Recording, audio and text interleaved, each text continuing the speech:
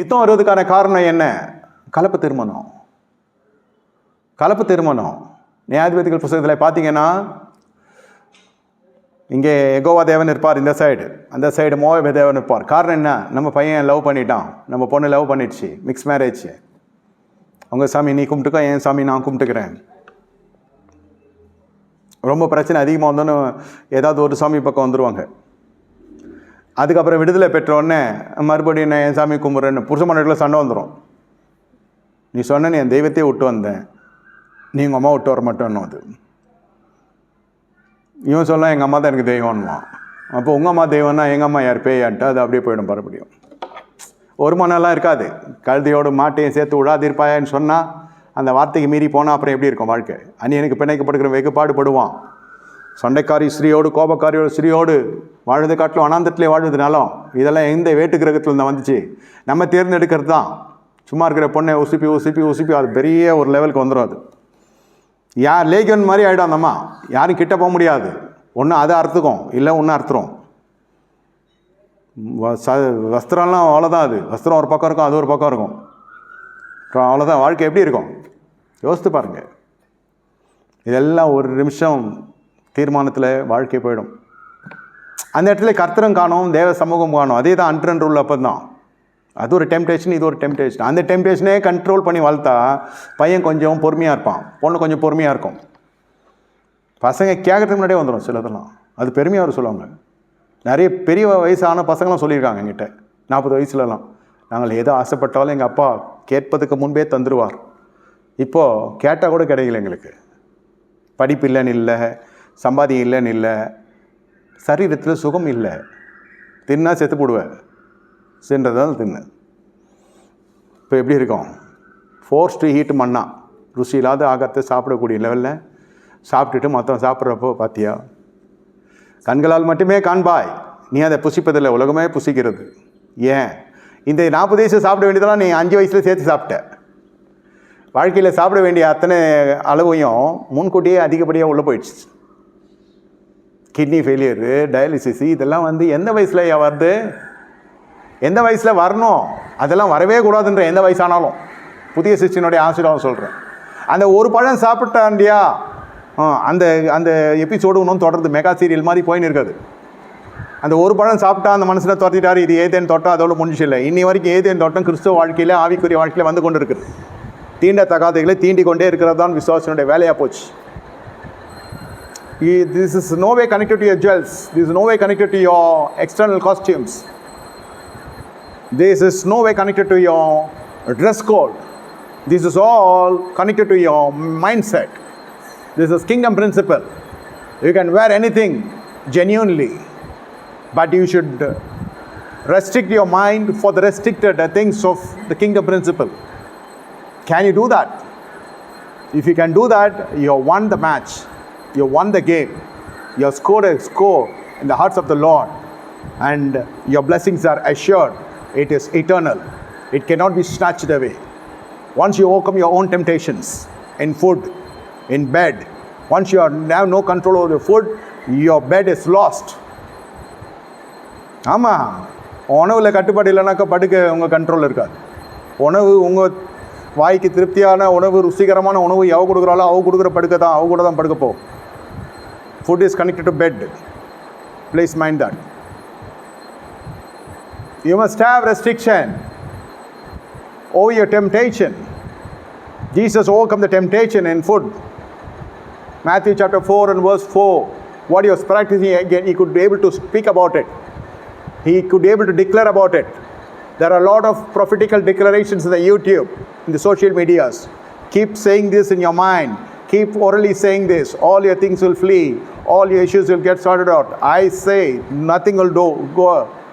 Nothing will get away from you unless you practice it. Practice and declare it. Unless you practice, there is no use of your declaration. It won't deactivate the enemy's attack in your life.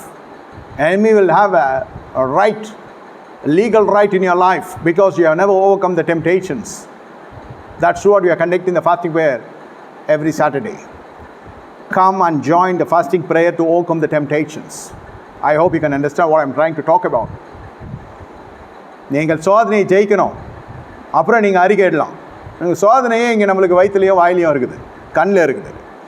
உணவுலே நம்ம தோத்துட்டோம், அப்புறம் படுகையில் எப்படி தோக்காமல் இருப்போம்?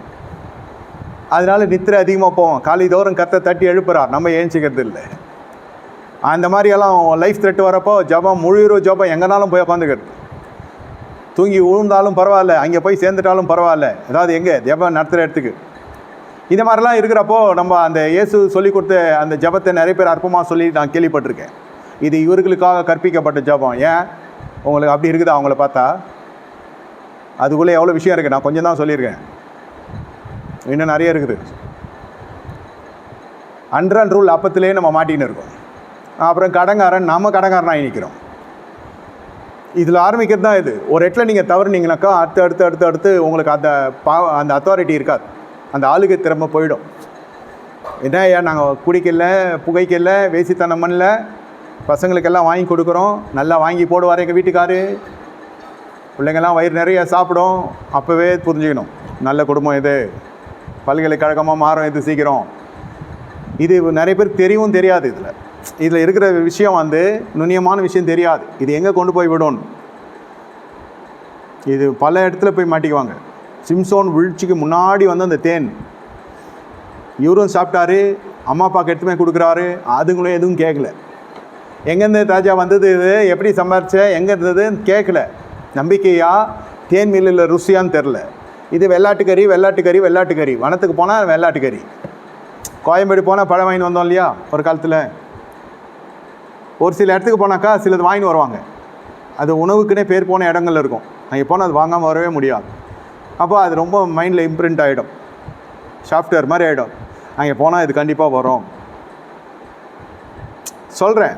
அது மாதிரி இது வெள்ளாட்டுக்கறின்னுச்சு. அது எங்கேருந்து வந்துச்சுன்னு தெரியாது, யார் கூட பழகிறான்னு தெரியாது, ஒன்றும் தெரியாது. குடும்பம் மொத்தமாக க்ளோஸ் ஆகிடுச்சு. கடைசியில் வெள்ளாட்டுக்கறியால் வீட்டில் பயங்கர பெரிய பிரச்சனை ஆகிடுச்சு. ஈசாக்கு ஒரு பக்கம் தேவபக்தியெல்லாம் கரெக்டு தான். தாவீது அன்று கோலியத்தை கொன்னான். பல முறை கோலியாத்துக்கள் வேறு ரூபத்தில் பொம்பளைங்க வழியாக வந்துச்சு. அது ஆம்பளை கோலியாத்து கொண்டுட்டான். இதே பொம்பளையாக இருந்துச்சுன்னா கோலியாத்து என்ன இருக்குன்னு நம்மளுக்கு சொல்ல முடியாது இல்லை. நெசம் ஆம்பளை கோலியாத்து ராட்சசன் அசிங்கமாக பேசினா இதெல்லாம் நமக்கு தெரியும். ஆனால் அவ்வளோ பெரிய தோற்றம், அது விகாரமான தோற்றம், அது பிசாசு, அது எல்லாம் தேய்ச்சி வந்தாச்சு, அபிஷேகம் எல்லாம் சொல்கிறோம். அபிகாயில்கிட்ட தோத்துட்டியே, அப்னோவம்கிட்ட தோத்துட்டியே. அபிகாயிலோட ரெக்கமெண்டேஷன் வந்தது தான் அப்னோவம் யாருன்னு கூட தெரியாது. தாவீதினுடைய ஒரு பழக்கம் என்னென்னா, பெண்கள் ஏதாவது அழகிய பெண்கள் ஏதாவது கேட்டுட்டா அதை அக்செப்ட் பண்ணுறது அவரோட வேலை, மறுப்பு சொல்ல மாட்டார். அப்னோவம் தானே, அரசே அவளும் என்னோடு இருக்க விரும்புகிறாள், உன்னோடு இருக்கிறாள், இல்லை உங்களை மணக்க விரும்புகிறாள், அப்படியா, உனக்கு பிடித்திருக்கிறதா? சரி, அடப்பாய் மனுஷா. இதெல்லாம் தான் ரெக்கார்டில் வந்து தான் அபிஷாக்கை கொண்டு வந்தாங்க. 16 வயசு அபிஷாக்கை, கிழ போல்டு படுத்துன்னு இருக்கு, எல்லாத்தையும் போட்டு படுக்க வச்சுருக்காங்க. ராஜாவுக்கு சூடு உண்டாக்க 16 வயது கொண்ட அபிஷாக் அழகிய பெண்ணை கொண்டு வந்து திருமணம் முடிச்சிட்டாங்க. ராஜா அவளை அறியவில்லை. ஒரு வார்த்தையாக சொல்லியிருக்கலாம்ல, சொல்லியிருப்பாங்க ராஜா இந்த மாதிரி பண்ணலான்னு. ஏதோ பார்த்துப்பா சிம்பிளாக பண்ணுங்கள், ரொம்ப ஆடம்பரம் பண்ணாதீங்க போகிற டைமு. பலவீனம், உங்கள் விருப்பம் பலவீனமாய் மாறி மற்றவர்களுக்கு நீங்கள் என்னவாய் போய் நிற்கிறீங்க? மிகப்பெரிய ஒரு பரிகாசத்தின் பொருளாக போய் நிற்கிறீங்க. என்ன வயசு அது? என்னம்மா என்ன வயசு? பொண்ணு இது. பத்சேபாலே டூ லேட்டு. பத்சேபாலே இதுக்கு பேத்தி மாதிரி. சரி, அதுக்கு ஏற்ற பிராய்ச்சித்தங்கள்லாம் பார்த்துட்டீங்க. அந்த ஒரு விஷயத்தினால வந்து சோதனைகள் என்ன, வாழ்க்கையில் வேதனைகள் என்னன்னு தெரியும் உங்களுக்கு. அபிஷேக் எதுக்கியா? 16 வயசு பொண்ணு. அதை அவங்களே ஒருத்தன் ஆசைப்படுறான். ராஜா தான் ஒன்றும் பண்ணலையே, ராஜா தான் போயிட்டாரு, அப்புறம் என்ன கூட பத்சேபாலை அடிச்சே கொண்டுறோம் ஓடுறான்னுச்சு. அது கரெக்டாக பத்சேபால்கிட்ட போய் கேட்டுருக்கான் பாருங்க, வேறு யார்கிட்டையும் கேட்க முடியல. ஏன்னா சாலமோன் ராஜ்யத்தில் இருக்கிறாரு, அவங்க அம்மாட்ட போய் கேட்டிருக்கான். ரொம்ப கேட்டால் என்ன சொல்லுவான், நீ யாருன்னு தெரியாதா எனக்கு என்னமா? இது அண்டர்ஸ்டுட் தானே. இது ஒரு முறை நீங்கள் தவறினீங்கன்னா பெரிய சரித்திர புஸ்தகத்தில் வந்துடுவீங்க. உலகத்தில் எவனும் நம்பவும் மாட்டான், நம்புறானோ நம்பலையோ. ரெண்டாவது, நம்ம புதிய சிற்றின் ஜீவியம் கரைப்பற்றோம். அந்த ஏதேன் தோட்டம் பழம் வாழ்க்கையில் இருந்து கொண்டு இருக்குது. அதெல்லாம் போல் ஒவ்வொரு இடத்துலையும் அது இருக்குது. ஒரு பொருள் வாங்க போகிற இடத்துல இருக்கும், டெம்ட் ஆகிடுவோம். எடுத்துன்னு போகிற பணத்துக்கு ஏற்ற மாதிரி அந்த பொருள் வாங்க சொன்னால் மனசு கேட்காது. இல்லை அது நல்லாயிருக்கு, சமாளிச்சுக்கும், நம்ம அது பண்ணிவிடுவோம். எல்லாம் அழிந்து கிழித்து போட வஸ்திரம் அது. ஏதாவது ஒன்று நமக்கு மிஞ்சி போகிறப்ப அது நம்ம ரொம்ப கெஞ்சி வாழ வேண்டிய சூழ்நிலை வந்துடும். கொஞ்சம் மகிழ வேண்டிய நேரங்கள்லாம் போயிடும். நம்ம நாட்களை நம்மளே நாசப்படுத்தி கொள்கிறோம். அது நம்ம கையை விட்டும் சில சமயம் போயிடும். மிஞ்சி போகிற காரியங்கள் சொல்கிறேன். மிஞ்சி நீதிமான்னு சொல்கிறது இதுதான். இதெல்லாம் எங்கே ஆரம்பிக்குதுனாக்கா அந்த ஒரு படம். மறுபடியும் நான் இங்கே தான் சொல்ல முடியும். Once you overcome the temptation, your blessings are assured to you. It will long last forever in your life because you have killed that wicked enemy called temptation in your life. Whatever be that, the departments in your life, whatever be the parts of your life, in any corner of your life, temptation is the one word you need to overcome.